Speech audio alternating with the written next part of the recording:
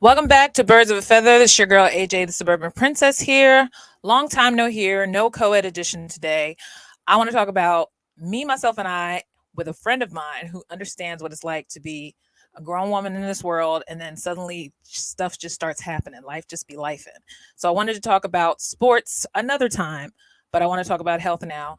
Please welcome a very familiar face. If you do not follow her on Twitch or follow her on Twitter, because she's very funny, on Real Mama Eagle. Please welcome Key. What's up, girl? Not much, AJ. Thank you so much for having me. Hope you're well too.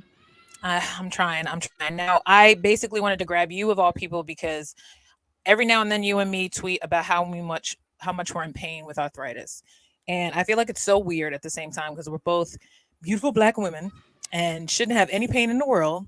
Now, mind you, you are a mother of two boys. I'm not, but I used to just chalk up my pain to laziness.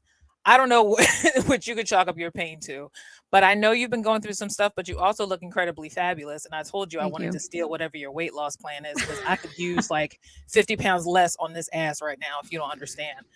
But first of all, let me just get into your business a little bit. What was the change in your life that you recently went through? And I'd say in the last 2 years, because I just started noticing off and on, and a few times I jump on your Twitch, what ailments you've been going through, although you never act like it. So that's a beautiful thing. But let me get in your business. What you've been going through in the last 2 years? Ooh, a lot.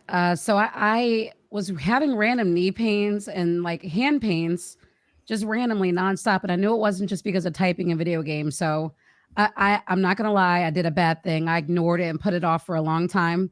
And then one day it was to the point where like every morning I was getting up, I was sore, and it took me like 10 minutes for my legs to feel better. So I decided to go to the doctor. They gave me a blood test, find that I have arthritis.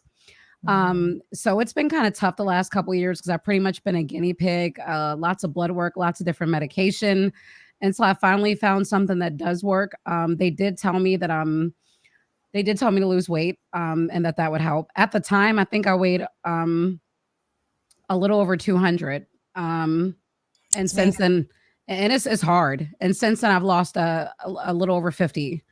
Um, but it's still tough on a lot of mornings, especially when it rains or just random days. Even workouts are hard to get through. But I've started doing these treatments called infusions where they basically hook you up to an IV machine, IV once a month, and it basically gives you less inflammation and slightly less pain for like about a month and a half. I go every 2 months. So that's what it's been like. A lot of blood work, a lot of poking and prodding. I understand, and that I'm in the crux of that now. I'm about to get another blood lab to see if because Hmm. my ailment basically has been prediabetes, which I got diagnosed with 2 years ago, and I've had to deal with that reality on top of the weight gain. It started to happen basically between jobs and stuff, so it could have been stress, it could have been anything, but now I'm just way too damn heavy. But when did you realize your health was taking a turn? What moment or what age or when do you first remember you were like, all right, something's wrong? Let's see, 2023. I want to say I think I was 31 or 32 when I got diagnosed. I'm 35 now. When I got diagnosed with it, um, I just I had so much trouble moving around and doing basic things, and everything hurt. And I was just like, I can't. I literally can't do anything productive. And I have two small tot because MJ and Kane were, I think, just like 1 and 2 at the time. Yeah. I was like, they're tiny. I was like, how Mhm. am I going to keep up with them if I'm struggling to move around? So Right. that was my main motivation. Was like, Key, your kids, you have to, you have to not only preserve your life by looking into this and getting treatment, but you have to make a change with your weight because it's really affecting you. Gotcha. And how do you manage bad days health wise? Because, like you said, every now and then, same when it's rainy, I hate it. And you see every now and then a tweet, just like I see your tweets every now and then, you're just like, today is the worst day for a flare up. And I have it all up uh, in my lower back. So, how do you deal with bad days? I'll be honest, some days are still really hard. Like there have been days that I've literally cleared my work schedule because I'm like, I just want to lay in bed. I don't feel like moving. I don't feel like doing anything. It still hurts a lot, even with the weight loss. So unfortunately, the pain is always going to be there. It's never going to go away. Yeah. I have done so many things to help myself. I have like massage oils. I have like CBD oils, CBD gummies. I literally have like just so many random things to settle myself. I've tried to get into the habit of booking a massage at least every 2 months because those help Mhm, too. Just the hot stones mhm. or whatever. Yep. They're great. Well, I'm sure Yep. you know. Yes. But but it's there are some days where I just get really really angry about it. Yeah. Just because you're stuck with chronic pain, right? There's nothing is never going away. Never goes away. I could get down to 100 pounds and it's not going to make a difference. So it's just hard. It's just thinking about that is what sometimes brings me down. Yeah, because the achy joints thing is something that I fuss with. I've been trying to do stretches. Sometimes I forget because I have to go right online and because I'm waking up late for whatever reason, I just can't move. But when you're a streamer and now and you're a very successful streamer, Thank congratulations you. on YouTube partnership. I saw there. Thank you. Shout out to you. When you have to do, like you said, you clear your schedule, but say like you're at a very busy night where you just can't afford to like clear your schedule. How do you kind of maintain just going stream to stream when you have one of those days where you just like, I can't get out of this? Oh yeah. How have you So managed that? the painful days when I have to stream, I make it easier for myself the best way possible. So a lot of the times I play video games, but when I know I'm in pain and don't want to hold a controller, I'll either do two things. I'll wear my gloves and bind my hands up Mm, so they won't hurt, or I'll just do a stream where I talk because gotcha. it literally requires me just to sit and talk, and there's not really much effort, as much effort with that. So the arthritis gloves for video games, they Mhm. really help because they kind of like constrict my joints. Yeah. So when I bend, I don't feel the full range of motion, but sometimes it still hurts through the gloves. Like they actually hurt a lot today because the weather's been so strange. It has been, and I felt like hot as hell at one moment, but it was cooler this Then cool morning. the I was next. confused. Yeah. Yeah, it's not fair. But so how do you feel overall as far as management? Because I know for me, I've besides managing this pain, I've been dealing with ADHD and all these other type of mood disorders as I've gone through life, and everything is either medication or just mindfulness or journaling. How do you feel like in the future you'll have a stricter plan or stick to that plan? Say you're not streaming anymore. How do you feel like you're going to add to your wellness plan in the future to maintain just sanity through it? I just have to remind myself that there's going to be days that I'm going to feel like crap, and it's okay to take time off. It's okay to relax and rest. And I think obviously I would never wish this on myself, but getting arthritis and chronic pain did teach me that I need to take more self-care days and value my body in general. So Mhm. it's not a great thing, but ultimately, was it a life lesson for me? Yes. So I look at it that way. And as far as wellness going forward, I just have to, I wake up every day and tell myself, okay, I'm hurting, I'm dealing with this, but it's not going to break me. I'm going to keep doing what I need to do at the end of the day. Good, good, good. I like it.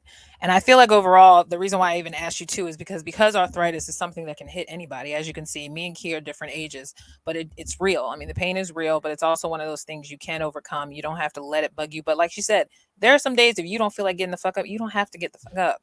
You're just gonna have to make that exception for yourself and just lay low for the day. No one's gonna die for one day if you're not in commission, you know. But I appreciate you for even joining for that. Now, because of that, I wanted to shift on back to sports just for a tad because we're in the middle of this season. That's why I'm doing this health thing because I want to kind of promote health in different ages and different brackets since we're waiting for our birds to kind of really do the damn thing Yes. again. I think we've all kind of came off the draft feeling pretty optimistic. I really don't think they really needed to do as much tweaking other than obviously the defense because that was the main reason why we lost the Super Bowl in the first place. What do you feel overall how the NFL draft really affected the team this year, or did it affect anything, or just add to it? What was your opinion? They really had very few areas that needed to be addressed. You just nailed it. Obviously, the linebacker position and some shoring up in the secondary and D line after after in linebackers, you lost a guy like TJ Edwards, you lose different players, but they did a good job. Keeping Slay and Bradbury was huge. So your secondary is pretty much set. You just need depth. They did address a few safety positions. It was mainly safety and linebacker, but you look at this roster, I mean, there might be some areas weaker than others, but is there really like a major weakness? I don't see one. I think they had on paper, of course, had a great draft. Yeah, they did. And I think the coordinator, Desai, I guess we'll get to Messiah. see whether this really helps because that to me is really important too. Because yeah, we may have been able to move around the defensive backs a lot, but you see that was an asset as to why they lost that Super Bowl because these guys were not in the position to win more than once in the end zone when it was crucial in that game.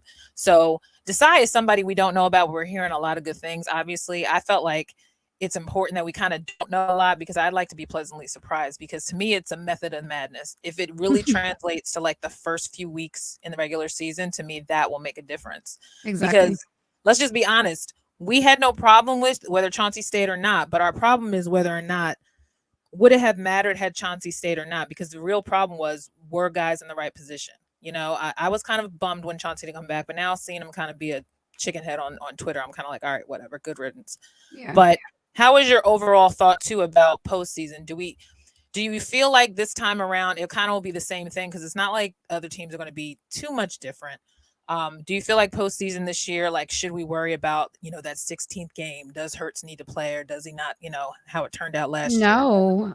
Yeah, I don't Um, feel that way either. you just saw this man after, like so he was criticized after both playoff wins because everyone was like the Eagles are running the ball too much. Hurts hasn't had to do much against San Fran and New York, and then he goes out and has the best performance by any player in a Super Bowl in a losing effort. So it's like, did that really affect him? No, it didn't. The game plan was just simpler against the Giants because they knew they didn't have to throw the kitchen sink at a team that was limited on offense. And it Right. was San Fran; they were getting injured, so they didn't really have to press for most of the game, especially with the defense taking over. I really have no negative feelings about the Eagles this year. Bearing injury, they're going to be the best team in the NFC. I could see them with the bye again. It's just all a matter of their defense showing up in key moments. And um, I've never felt after Super Bowl 39's loss, I was miserable. Right. This loss, obviously, you never want to lose Super Bowl, but I feel much more optimistic after this Yeah. one. Like, okay, there's still a great future. We have Jalen Hurts still. It's going to be okay. Right, So, right. That's how I felt too because I was one of those people couldn't watch the Super Bowl like for a couple times afterwards, but I quickly got over it because like you yeah. said, I felt like we need to do is a little bit more tweaking. It wasn't like the offense really had me shook. It was more the defense. And I felt like that was a game that was honestly minus all those little flubs, gettable, totally gettable.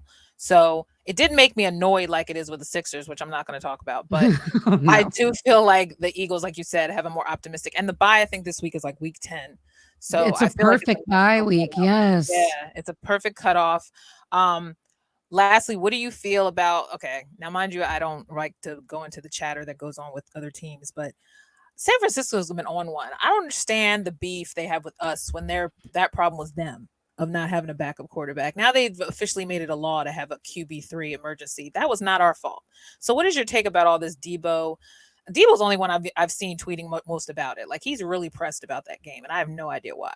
What was your whole take on that whole stupid post game, post bitter Twitter N- beef he had with Now, as everybody? a competitor, I understand the emotion of losing a game that big and losing chance Super Bowl. Of course, it hurts. We're Eagles fans. We know exactly what it feels like to lose NFC title games. It Yes, it doesn't feel great. But when you lose a game, the first thing you should be thinking is, what could I have done better? right, What could I have done? San Fran's defense, even with those turnovers, did not play great, as good as they played all year. And this falls on Shanahan for not having a solid plan at backup quarterback or protecting your quarterback, letting a backup tight end block Hassan Reddick was just, I don't know what he was thinking. Just the worst idea I've ever heard in my life. right, But this is it's just a matter of one team being prepared and one team wasn't. And as far as Debo and whoever else complained, they got to get over it. We lost a Super Bowl and we didn't complain that much about losing. The really, worst you saw was Juju throwing a shot, and then of course they responded because they were called out. And Bradbury right, even said, "I held." right. Like we owned it. San Fran used to own it, and they're gonna work. They're gonna circle us on the schedule. They're gonna be thinking about us. We're gonna beat them in Philly again, Yep. and we're gonna hear the same things. So I My whole mean, thing is if you want us to beat you fair and square, that's fine. That can be yeah, achieved too, but don't talk yourself into a hole. First of all, I was more bummed that they're opening up with the Patriots than I was the fact that San Francisco was later in the season, but they whatever. wanted that for playoff positioning in case like we're fighting for the one seed. You know that, yeah, that's why they did it.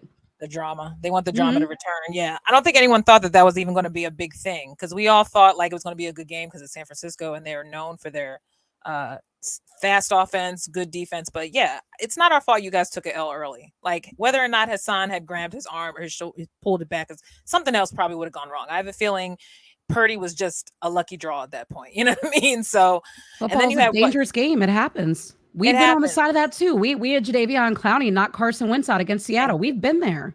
Let's not even It go there. happens. It happens, and that was the only time I have to admit within the last 3 years I've been bitter about an early exit because we all know that we don't know what that would have been had he been able to finish his first playoff appearance. But it is what it is. But as much as I love when I interview you because you're short and quick and to the point, which I appreciate, I'm really glad you shared this with me because I wasn't sure how you felt about talking about it, but. I just feel like it's important, especially someone like you who is even younger than me, going through pain and issues and arthritis and all that things, which I think is so weird for us. But it happens. It's life. You don't have to collapse into it. And just go to your doctors, get your tests done, folks, and just understand that life be lifing out here, but you Take don't it have to fall seriously apart. too, because the sooner you jump on something, the better. Thank you. That's the main thing because these days, immune disorders. My friend's been going through a lot of stuff right now down in Florida that doctors could not even figure out right now. So she's in this weird holding pattern.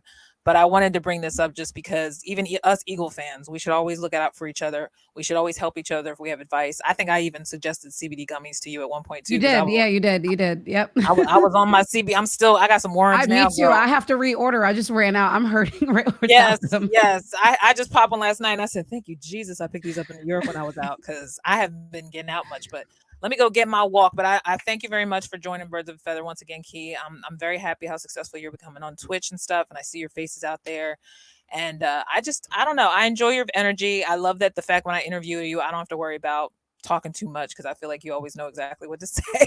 Look, I talk too much too. No shame. I appreciate you having me though. It's always fun. Yes, and definitely follow Key on all her social medias, which I will put in the description. And thanks for joining Birds of a Feather. Take care, Key. Kiss them boys for me, and we'll talk soon on Twitter. Take Will do. care.